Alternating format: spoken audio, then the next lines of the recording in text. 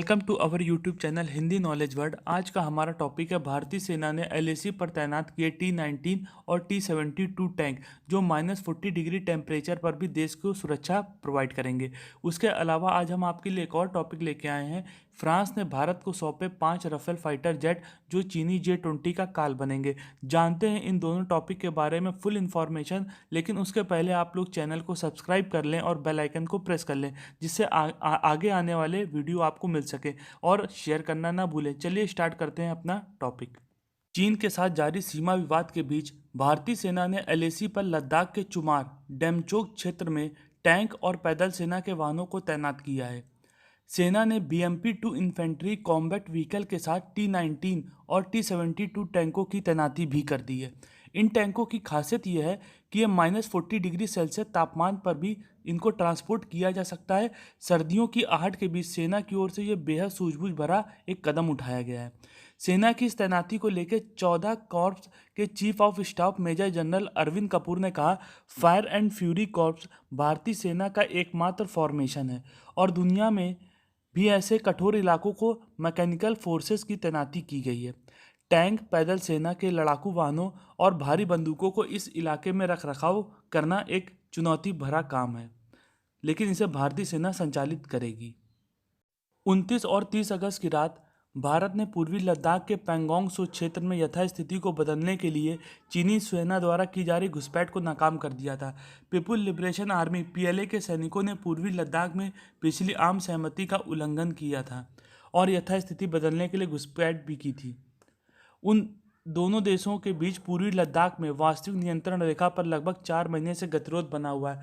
कई स्तरों की बातचीत के बावजूद कोई सफलता नहीं मिली है। अब भी गतिरोध जारी है। भारत को यह भी पता है कि चीनी पक्ष LAC, पश्चिमी लद्दाख, मध्य उत्तराखंड, हिमाचल प्रदेश और पूर्वी सिक्किम और अरुणाचल प्रदेश के 3 क्षेत्रों में सेना, तोपखाने और आर्मर का निर्माण भी कर रहा है।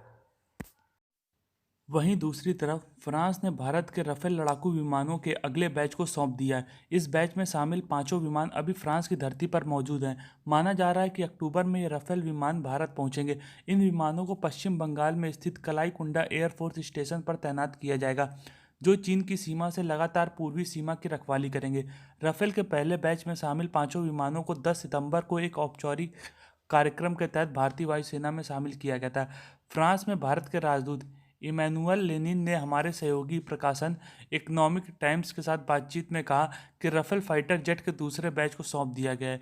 यह विमान अभी फ्रांस में मौजूद है, पर अब भारतीय वायुसेना पर यह निर्भर करता है कि यह कब इन विमानों को भारत लाते हैं।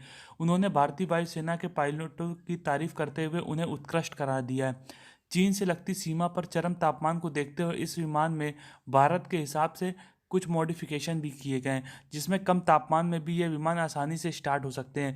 पहले बैच में भारत पहुंचे 5 राफेल को 250 घंटे से भी ज़्यादा की उड़ान करवाई जा चुकी है। फील्ड फायरिंग टेस्ट भी किए जा चुके हैं। इन विमानों को अंबाला में 17 गोल्डन एरो स्क्वाड्रन में शामिल किया गया है। भारतीय राफेल के मुकाबले चीन के चेंगडू J-20 और पाकिस्तान के JF-17 लड़ाकू विमानों हैं, मगर ये दोनों राफेल से बहुत कमतर हैं। J-20 का मेन रोल स्टील्थ फाइटर का है, वहीं राफेल कई कामों में लगाया जा सकता है। J-20 की बेसिक रेंज 1200 किलोमीटर है, जिसे बढ़ाकर 2700 किलोमीटर किया जा सकता है। J-20 की लंबाई 20.3 मीटर 20.5 मीटर के बीच होती है। इसकी ऊंचाई 4.45 मीटर और विंग स्पेन 12.88 से 13.50 मीटर के बीच होते हैं, यानी ये राफेल से खासा बड़ा है। पाकिस्तान के पास मौजूद JF-17 में चीन का PF-15 मिसाइलें जुड़ी हुई हैं, मगर ये राफेल के मुकाबले बहुत कमज़ोर है। लद्दाख में राफेल और मिराज की गर्जना से दहशत में है चीन और तिब्बत बजा रहा है चेतावनी सायरन। अगले साल के अंत तक भारत में आ जाएंगे सभी राफेल। भारत ने फ्रांस के साथ 36 राफेल विमानों की खरीद के लिए सौदा किया है। 36 राफेल विमानों में 30 लड़ाकू विमान होंगे और 6 प्रशिक्षण विमान। प्रशिक्षण विमानों में 2 सीट होंगी। इनमें लड़ाकू विमानों वाली लगभग सभी विशेषताएं हैं। राफेल विमान रूस से सुखोई विमानों की खरीद के बाद 23 वर्षों में लड़ाकू विमानों की भारत की पहली बड़ी खरीद है।